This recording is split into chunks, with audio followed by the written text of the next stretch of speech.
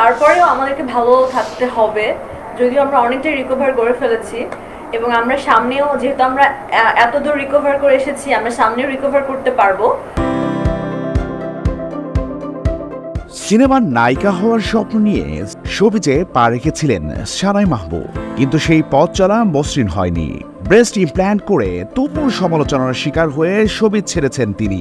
2022 সালের 27 মার্চে আবু সালেহ মুসা নামে এক ব্যাংকারকে বিয়ে করেছিলেন সানাই। শোবিজ ক্যারিয়ারের মতো ব্যক্তি জীবনেও সে দফায় ব্যর্থ হন তিনি। সেই বিয়ে বেশি দিন টেকেনি, 1 বছরের মাথায় তাদের বিবাহ বিচ্ছেদ হয়। নতুন খবর হলো, ফের বিয়ে করলেন সমালোচিত সানাই মাহবুব। 22 সেপ্টেম্বর পারিবারিকভাবে তার বিবাহ সম্পন্ন হয়েছে।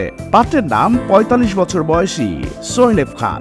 পাত্র সুইডেন প্রবাসী এক ব্যবসায়ী। 1,01,00,000 টাকা দেনমোহরে তার বিয়ে হয়েছে। সংবাদ মাধ্যমকে বিয়ের খবর নিশ্চিত করেছেন সানাই নিজেই। তিনি বলেন, সোহেলের বাড়ি কুমিল্লা। গত 1 বছর ধরে আমাদের চেনা জানা, তবে এটা ঠিক প্রেম না। পরিচয়ের পর আমাদের মধ্যে ভালো একটা বন্ধুত্ব তৈরি হয়, নিয়মিত যোগাযোগ এবং দেখা হতো। একটা পর্যায়ে আমরা বিয়ের সিদ্ধান্ত নেই। 2 পরিবারের উপস্থিতিতে ঘরোয়াভাবে আমাদের বিয়ে হয়েছে। সবাই আমাদের জন্য দোয়া করবেন।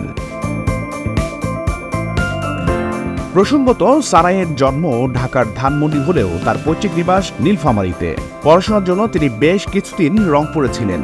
তার বাবা মা উচ্চপদস্থ বেসরকারি কর্মকর্তা।